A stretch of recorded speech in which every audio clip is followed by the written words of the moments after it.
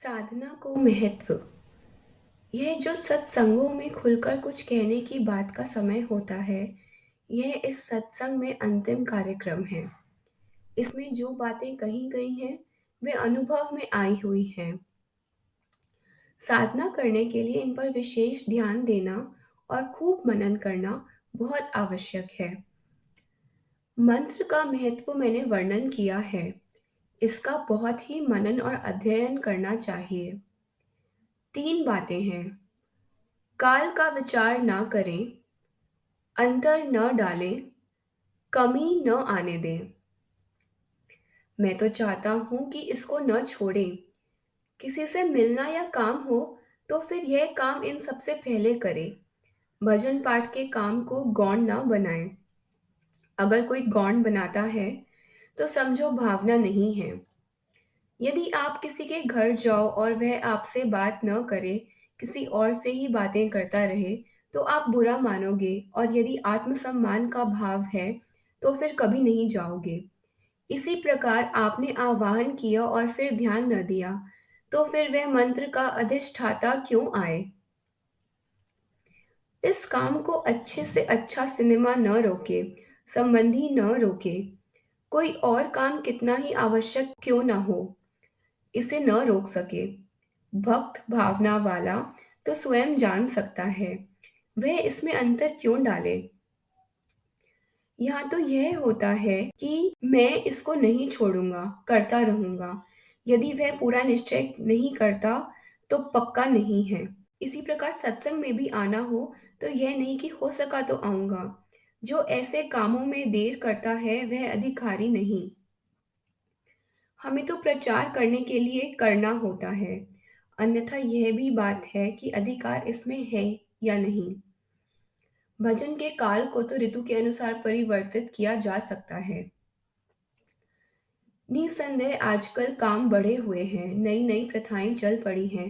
पहले समय में तो केवल दही से रोटी खा ली, इस प्रकार का साधारणपन सादापन था। अब चाय भी चाहिए, और पहले तो लोग पान भी नहीं खाते थे। पान खाने वाले के घर की पौड़ियों की ओर देखें तो वहां होली खेली हुई होती है। यह बड़ा गंदापन है। पान खाने वाले के दांत मुंह बहुत बुरे लगते हैं। खैर, मैं आगे चला गया पान की बुराई में।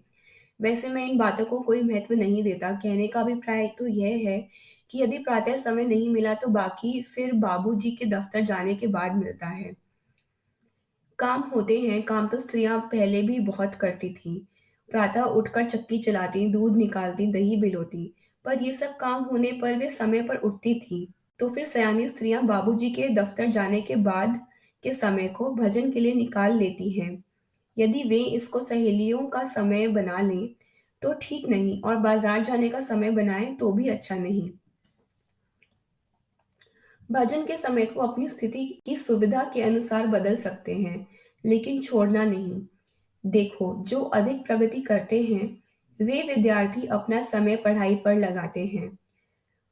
अन्य तो केवल कॉलेज में जीवन बिताते हैं, फिर कितनी बार फेल क्यों ना हो। उसकी आलोचना तो उचित है जो विशेष समय न दे। जो 12 बजे सोए और फिर 3 बजे प्रातः उठा, उसने यदि आधा घंटा भजन किया तो उसकी आलोचना क्यों। जो लड़के कम पढ़ते हैं वे ही हड़ताल करते हैं।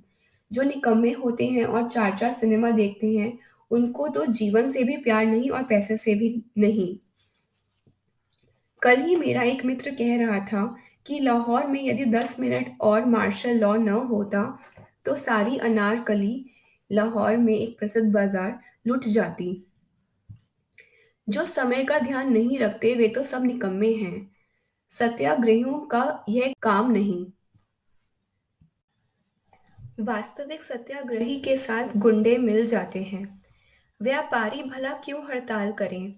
भक्ति भाव वाला यदि प्रातः शीघ्र उठना चाहे तो शीघ्र सो जावे। वह क्यों मेज पर बातें करता रहे और फिर आलोचना करे, तो उस आलोचना का क्या अर्थ। उसको तो अपनी परिस्थिति ऐसी बनानी चाहिए जो छेल छबीले व्यक्ति से एकदम न्यारी होती है। अपने काम के अनुसार जो परिस्थिति को न बनावे, वह अपने काम में ही सफल नहीं होता, फिर भक्ति में कैसे हो। ऐसा समझना चाहिए और नियम को ठीक बनाना और फिर उसका पालन करना, ऐसा कोई समझ ले तो बहुत ठीक। एक माई ने एक साधु को कहा कि मन नहीं लगता। साधु ने प्रश्न किया कि कितना समय लगाती हो।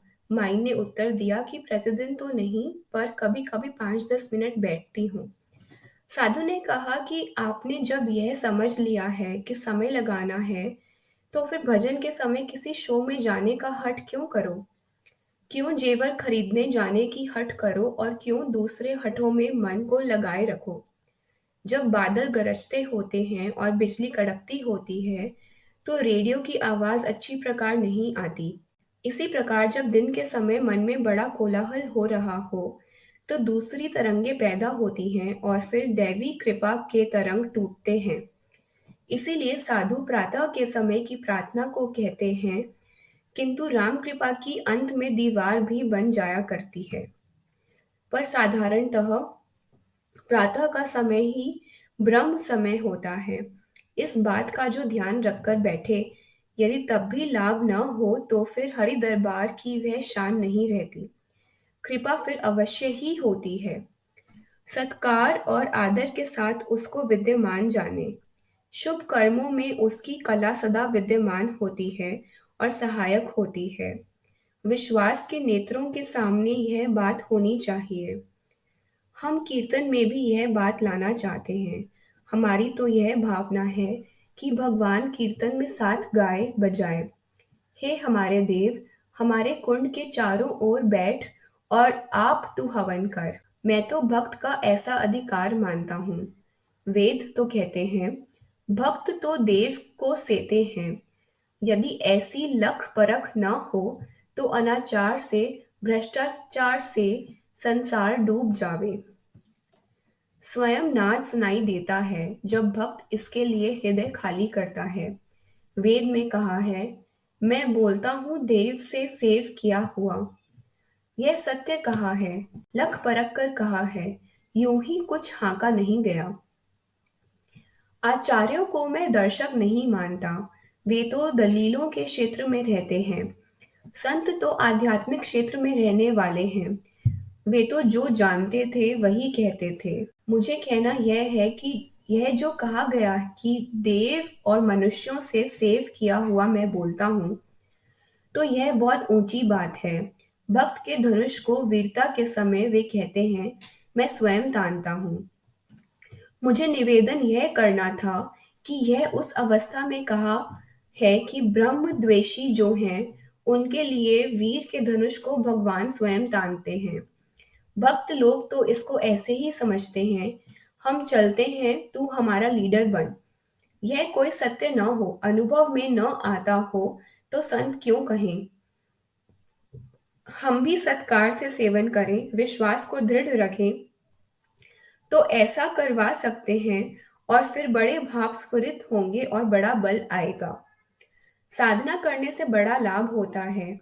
अपनी स्थिति बनाना हमारे वश की बात है। यह क्या हुआ कि वही आसन जो स्थान स्थान मारा मारा फिरे, वही फिर प्रार्थना का बन जावे। अवतारों के चित्रों को भी ठीक स्थान देना चाहिए। हम एक इसका सिद्ध चक्र बना रहे हैं, फिर हम उसको सजावट के लिए नहीं लगाने देंगे। अभी श्री अधिष्ठान नहीं बने थे। अपनी परिस्थिति को बड़ा अच्छा बनाना चाहिए। ऐसी रचना से बड़ा लाभ होता है।